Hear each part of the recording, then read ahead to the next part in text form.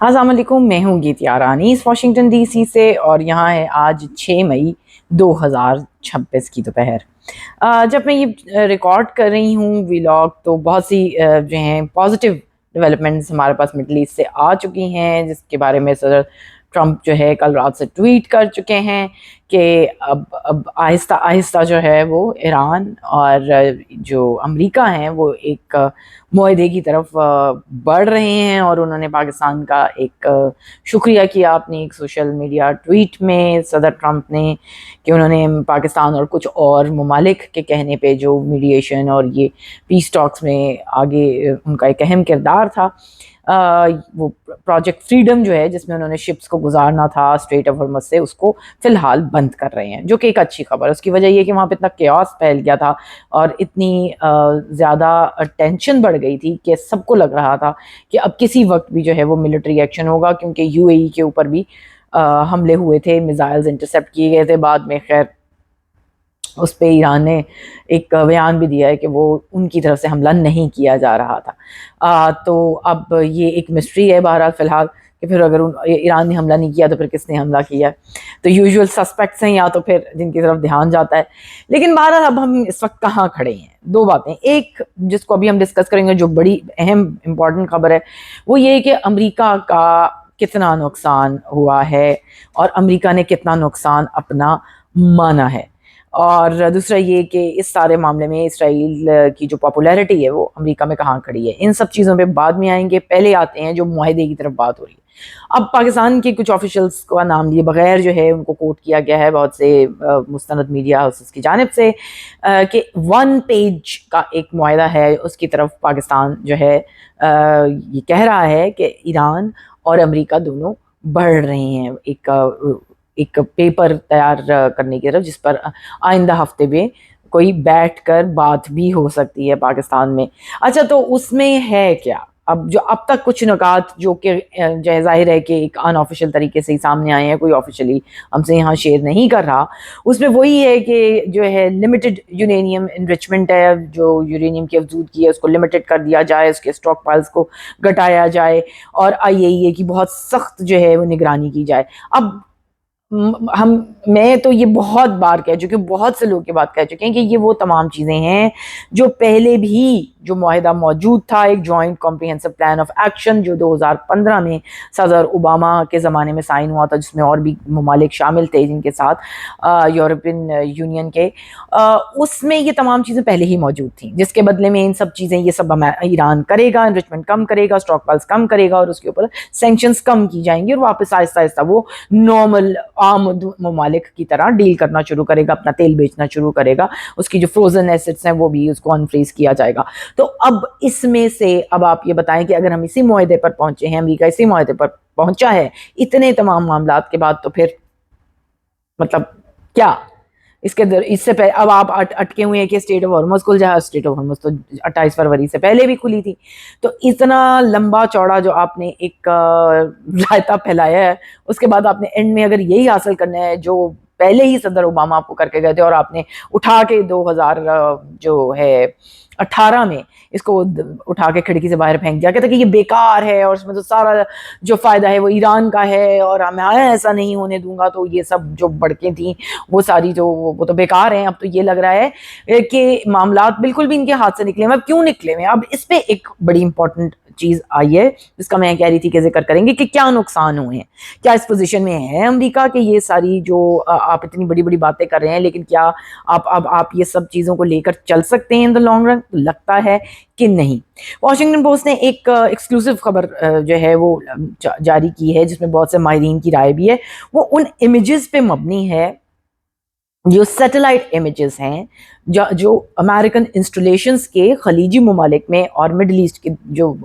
کچھ حصے ہیں ان میں جو ان کی بیسز ہیں اور انسٹالیشنز اور فیسلٹیز ہیں ان کے بارے میں ہیں۔ تو ان میں یہ بتایا گیا ہے، اس کو کنکلوڈ یہ کیا گیا ہے کہ 288 ایسی فیسلٹیز ہیں اور ایسے علاقے ہیں، اسٹرکچر ہیں جو ایران نے تباہ کیے ہیں۔ تو یہ ان کی تصاویر موجود ہیں، یہ مستند تصاویر ہیں واشنگٹن پوسٹ کے مطابق، اور ان کا یہ بھی کہنا ہے کہ سینٹرل جو کمانڈ ہے اس نے اس پہ امریکہ کی اس نے کوئی جواب نہیں دیا۔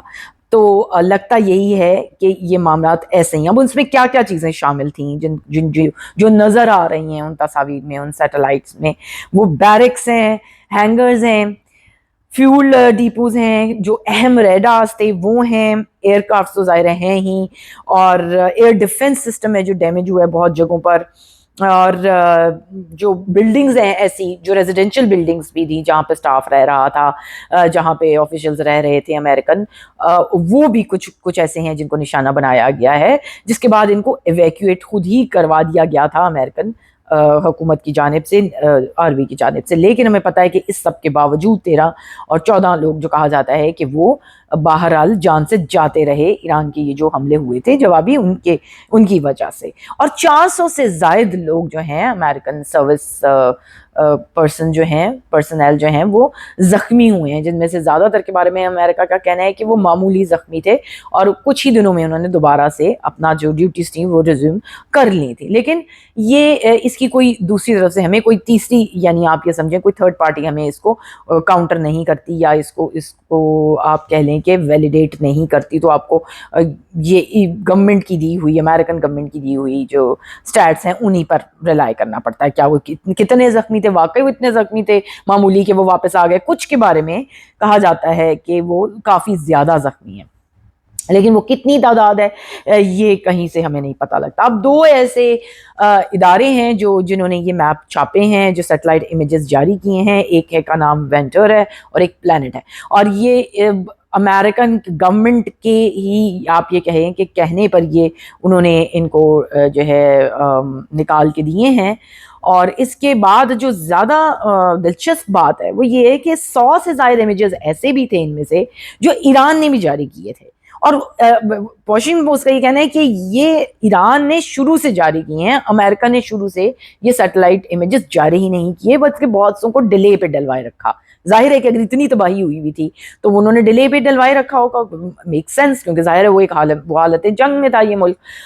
تو یہ اٹ میک سینس. لیکن جب ایران نے فوری طور پر ان کو جاری کیا تھا, شروع سے جاری کرا. اب یہاں پہ یہ بھی بحث ہوتی رہی ہے کہ امریکنز کہہ رہے تھے کہ بھائی ہم امریکن گورنمنٹ کی باتوں پہ بھروسہ کرنے کی بجائے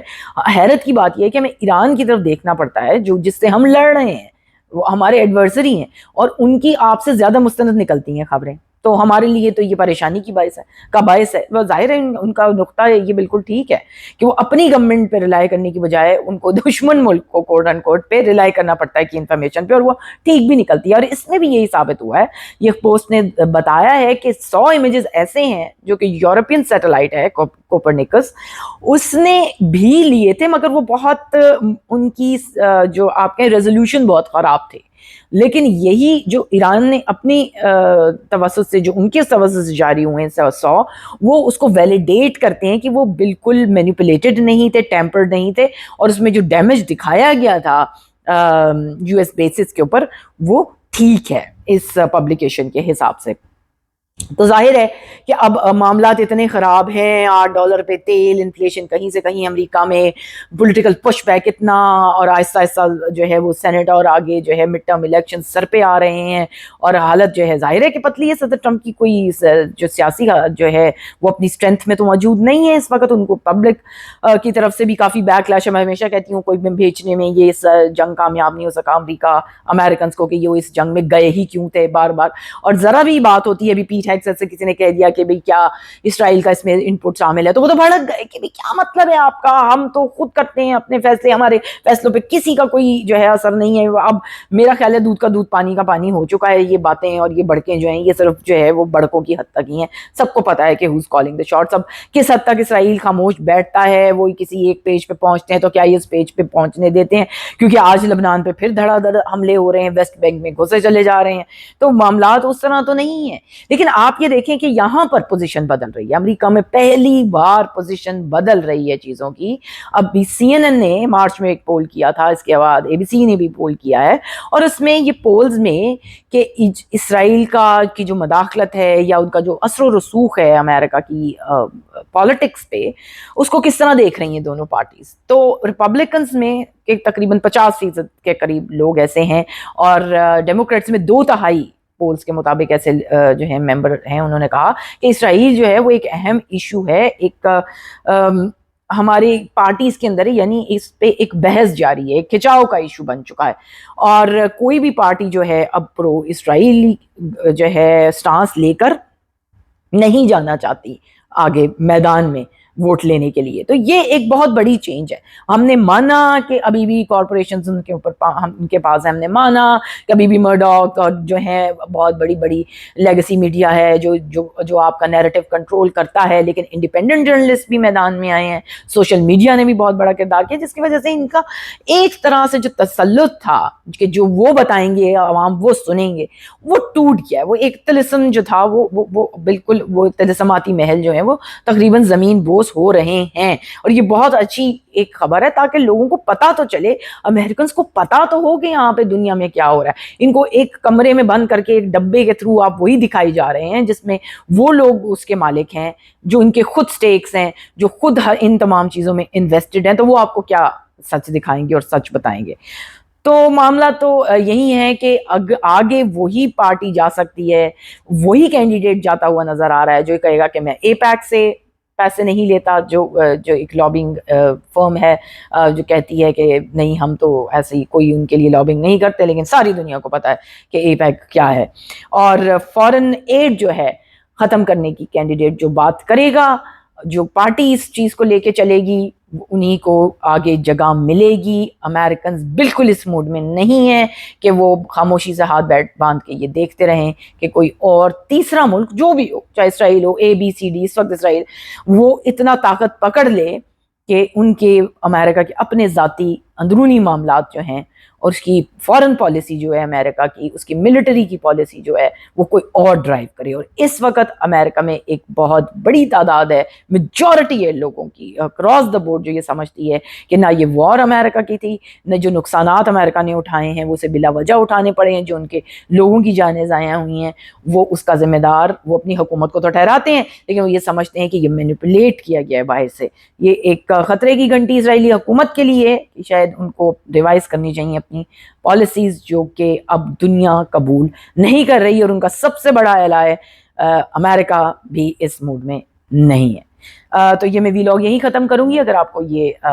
ویڈیو اچھی لگی ہو تو اسے لائک اور شیئر ضرور کیجیے گا۔